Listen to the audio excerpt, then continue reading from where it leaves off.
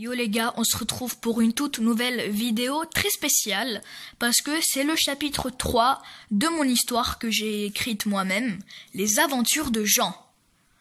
Je vous rappelle que vous devez avoir regardé le chapitre 1 et le chapitre 2 parce que je vais pas vous rappeler l'histoire et du coup si vous avez pas regardé les chapitres précédents, vous allez rien comprendre à l'histoire. Du coup, le prochain chapitre, le chapitre 4, il sortira le mercredi prochain, dans une semaine tout pile, donc le 19 janvier. Let's go, on peut commencer. Les aventures de Jean, chapitre 3, le départ. Ils ont beaucoup discuté, ils ont fait le choix de partir quand même à l'aventure. Je sais que vous allez dire que leur choix est tout à fait stupide, mais ils ont choisi ça pour 3 raisons. 1.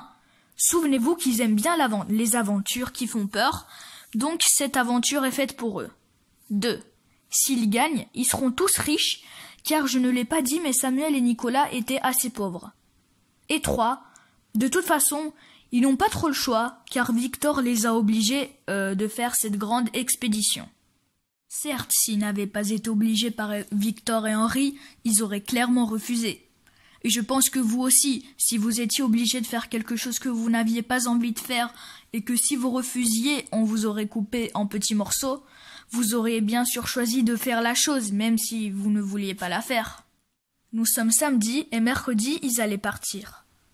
Jean et ses amis sont effrayés à l'idée que leurs parents n'ont aucune idée d'où ils pouvaient bien être, et qu'ils sont sûrement à l'instant même en train de pleurer parce qu'ils ont perdu leur fils. Jean n'en peut plus. Il va supplier Henri de bien vouloir le laisser parler avec sa mère par téléphone. Henri accepte. D'accord, je vous autoriserai à parler à votre mère. Mais seulement 1 fois par semaine. Et si quelqu'un osera dire une chose qu'il n'a pas le droit de dire, comme l'adresse où vous êtes, par exemple, je lui interdirai de parler au téléphone avec qui que ce soit. On voyait clairement que Henri avait un peu plus de cœur que Victor. Les jours passent, on est déjà mardi. Demain, c'est le grand jour. Jean, Tom, Nicolas et Samuel allaient partir pour une grande aventure. Et n'oublions pas qu'ils n'ont que 14 ans. Pendant la dernière nuit qu'ils allaient passer chez Victor et Henri, Tom, Samuel et Nicolas firent de beaux rêves, mais Jean eut un horrible cauchemar. Il rêva qu'il mourait de faim dans une jungle, loin de tout le monde. Le matin, ils se réveillèrent à 5h30 du matin et firent leurs bagages. Ils ont pris beaucoup de nourriture, ils pouvaient tout manger en 1 mois.